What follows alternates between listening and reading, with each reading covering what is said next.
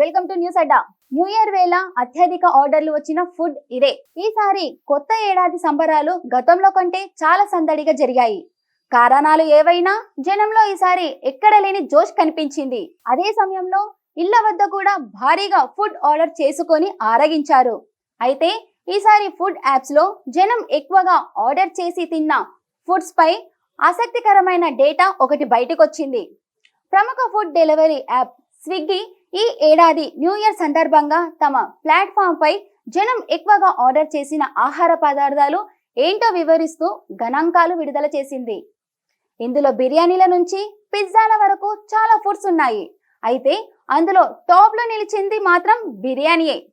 కొత్త సంవత్సరం వేడుకలు పూర్తిగా మొదలు కాకముందే స్విగ్గీలో బిర్యానీ కోసం ఏకంగా 2.18 లక్షల ఆర్డర్లు వచ్చాయట. ఆ తర్వాత కూడా ఈ బిర్యానీ హవా కొనసాగినట్లు తెలుస్తుంది. అలాగే బిర్యానీ తర్వాత స్థానంలో జనం ఆర్డర్ చేసిన ఫుడ్స్ లో బర్గర్స్ ఉన్నాయట. స్విగ్గీ ప్లాట్ఫామ్ పై ఏకంగా 90,000 బర్గర్ ఆర్డర్లు వచ్చాయట.